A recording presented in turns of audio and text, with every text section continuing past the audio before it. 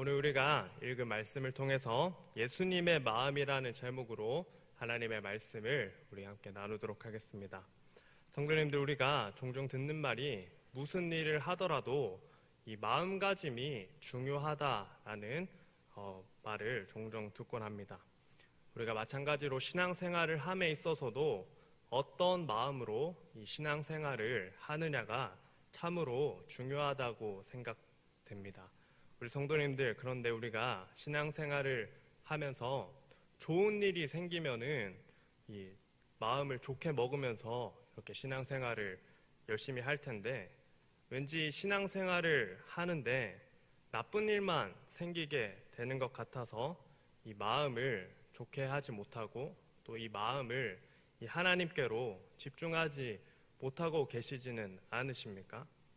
오늘 우리가 읽은 이 말씀을 살펴보면은 말씀 속에 권면해 주시기를 이 마음을 품으라 이렇게 말씀하십니다. 어떤 마음을 품으라 이렇게 말씀하십니까? 바로 그리스도 예수의 마음을 품으라 이렇게 말씀하고 있습니다. 성도님들, 우리가 어떤 상황 속에서도 우리 마음 속에 이 예수님의 마음을 품는 것이 굉장히 중요하다라는 것을 오늘 본문 말씀이 가르쳐주고 있습니다. 그렇기 때문에 우리 성도님들, 어떤 상황 속에서도 우리 마음 가운데 이 예수님의 마음을 품을 수 있게 되는, 또 예수님의 마음을 닮아가기를 힘쓰게 되는 우리 성도님들 되시기를 바랍니다. 본문 말씀 이 빌립보서를 살펴보면은 이 빌립보 교회와 빌립보 지역에 있는 이 성도들을 위한 이 위로와 격려의 이 메시지입니다. 우리가 빌립보서 하면은 기쁨이 많이 등장하기 때문에 빌립보 교회에는 이 기쁨만 가득하고 아무런 이 문제가 없는 것처럼 우리가 생각하지만, 이 빌립보서 말씀을 잘 읽어보면은 이 교회가 이 혼란스럽고 또 빌립보 교회 안에 이 문제와 다툼이 있었다는 것을 알 수가 있습니다. 빌립보서 1장 15절과 또 4장 2절에 살펴보면은 1장 15절 말씀에는 어떤 이들은 투기와 분쟁으로, 어떤 이들은 착한 뜻으로 그리스도를 전파하나니 이렇게 말씀하고 있고, 또 4장 2절에는 내가 유오디아를 권하고 순두개를 권하노니 주 안에서 같은 마음을 품으라 이렇게 말씀이 권하고 있는 것을 살펴볼 수가 있습니다. 1장 15절 말씀을 생각해보면 어떻습니까? 이 빌립보 교회가 이 복음을 증거하는 일에 어떤 사람은 투기와 분쟁으로 하고 또 어떤 사람은 착한 뜻으로 이 일을 하고 있었다라는 것을 알 수가 있습니다. 이 빌립보 교회 안에 하나된 모습이 아니라 어떤 사람은 이렇게 하고 어떤 사람은 이렇게 하는 그런 모습이 있었다라는 것입니다. 각자 자기 마음대로 이 복음을 전파하는 것을 살펴볼 수가 있습니다.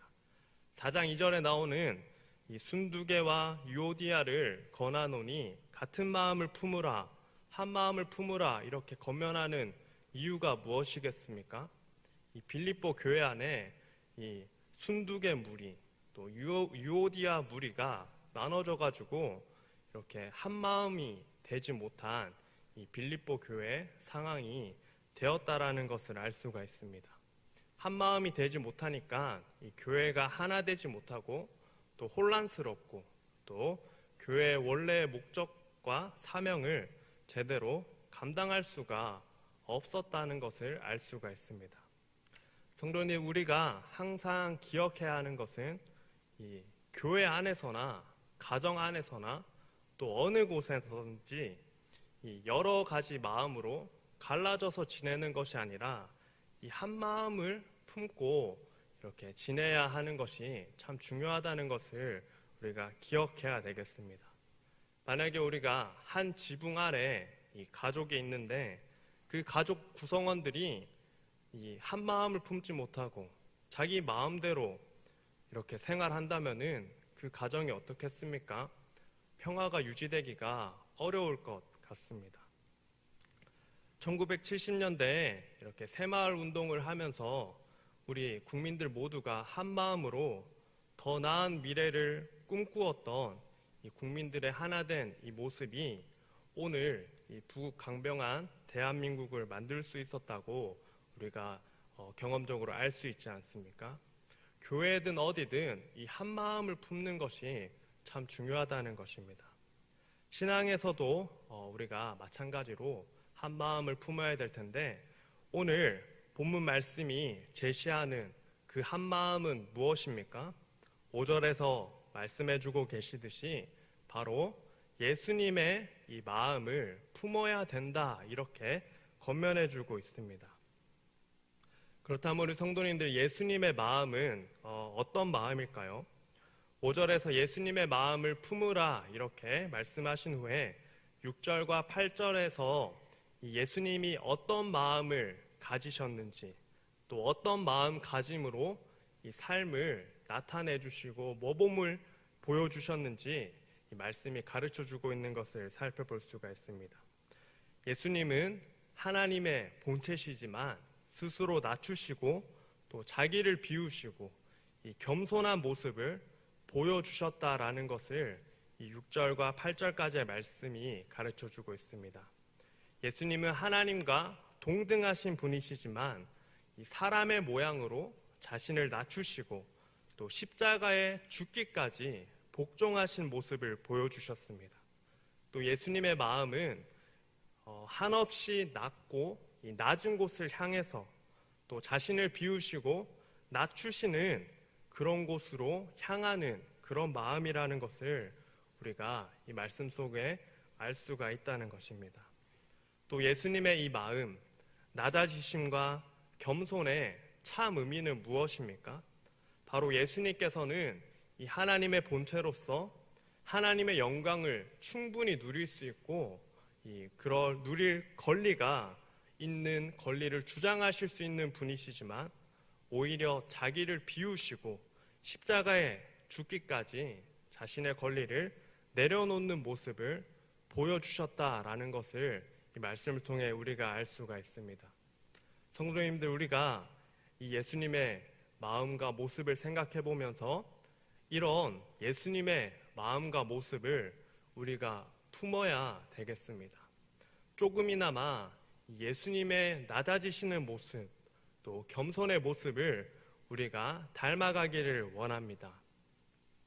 그렇다면 우리 성도님들, 예수님의 마음과 이 반대되는 마음은 어떤 것일까요? 자기의 권리를 포기하지 못하고 또 자기의 유익만을 추구하면서 이기적으로 행동하고 또 다른 사람을 무시하는 그런 마음이 예수님의 마음과 반대되는 마음이라 할 수가 있습니다.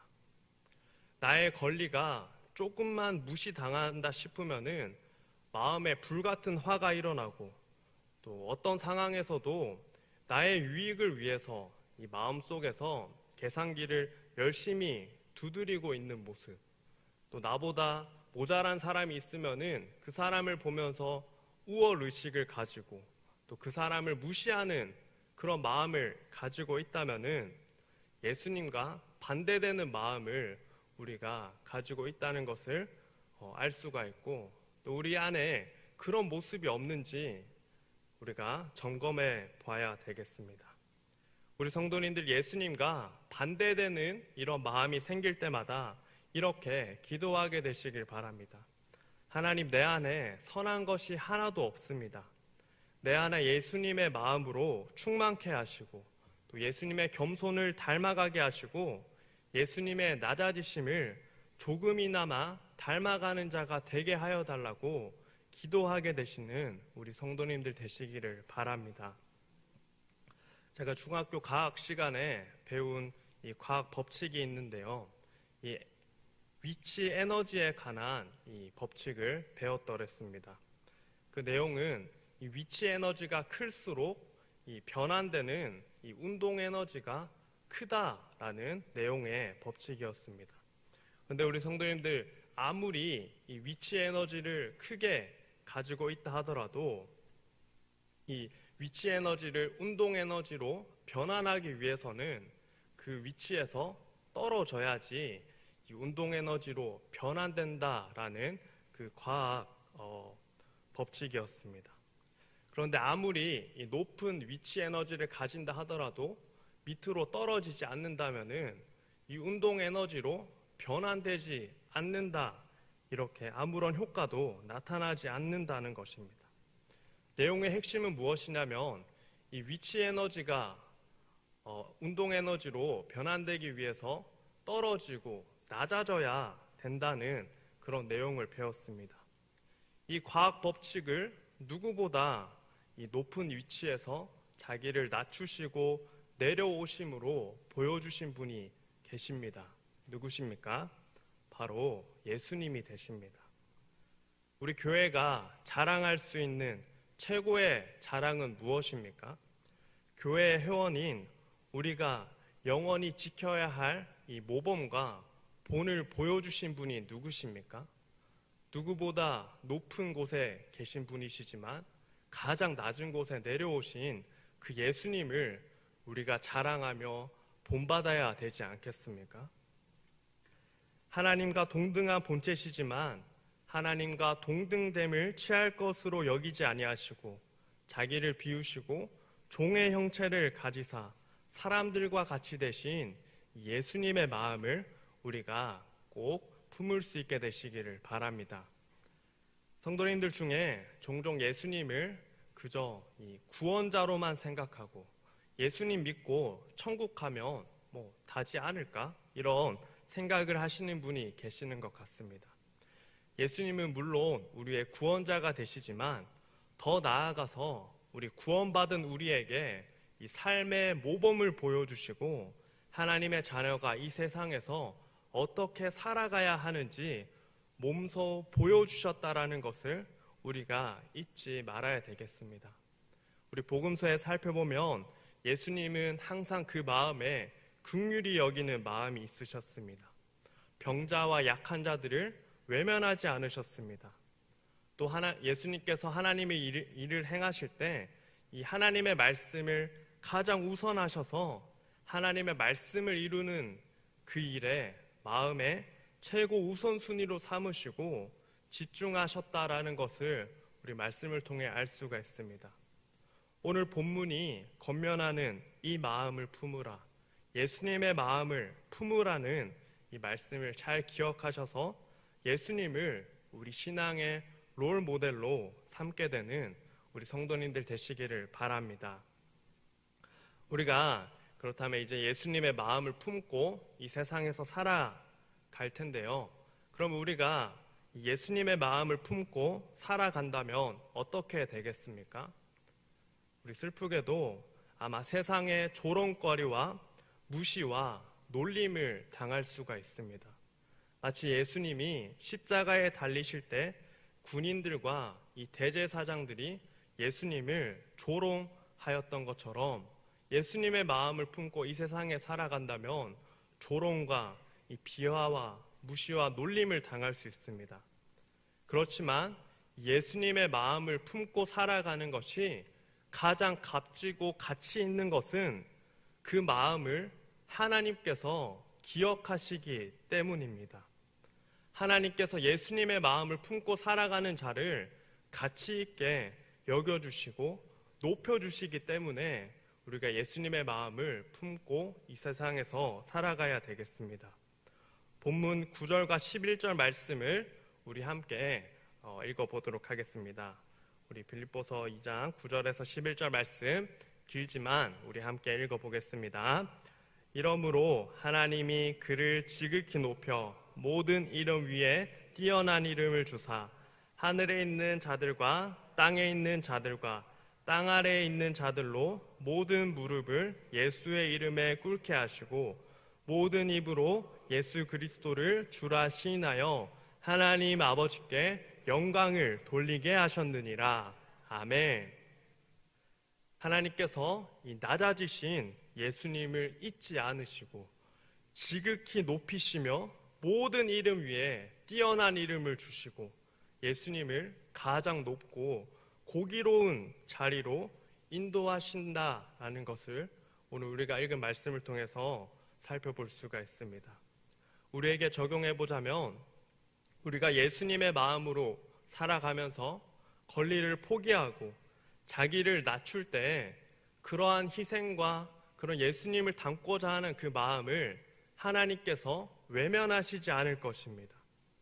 마치 예수님을 가장 낮은 곳에서 가장 높은 곳으로 인도하시듯 예수님의 마음을 품고 살아가는 자들을 하나님께서 가장 높은 곳으로 인도하여 주실 줄을 믿고 확신합니다. 이 말씀을 들은 우리 성도님들, 예수님의 마음으로 더욱 낮은 곳을 향해 섬기는 자리에 예수님의 마음으로 앞장설 수 있게 되는 용기가 생겨나게 되길 바랍니다. 그렇게 한다면 하나님께서 우리를 가장 높은 곳으로, 가장 영광스러운 곳으로 인도하여 주실 줄을 믿고 확신합니다. 말씀을 정리하고자 합니다. 우리 안에 한 가지 반드시 품어야 할 마음이 있다면 예수님의 마음입니다. 예수님의 마음은 무엇입니까? 자신을 낮추시고 권리가 있음에도 권리를 포기하는 겸손의 마음입니다. 또 자신의 유익이 아닌 하나님의 뜻을 이루는 것에 죽기까지 복종하는 마음입니다. 예수님의 마음을 품고 살아가는 인생을 하나님께서 기억하십니다. 9절과 11절에 나오는 하나님의 이 높이시는 이 역사가 예수님의 마음을 품고 살아가는 자들에게 있다는 것을 우리 성도님들이 꼭 기억하게 되시길 바랍니다. 우리 사랑하는 부곡중앙교회 성도님들, 우리 모두가 예수님의 마음으로 새롭게 되고 또 예수님의 마음으로 살아가기를 결단하게 되시기를 주님의 이름으로 소망합니다. 아멘.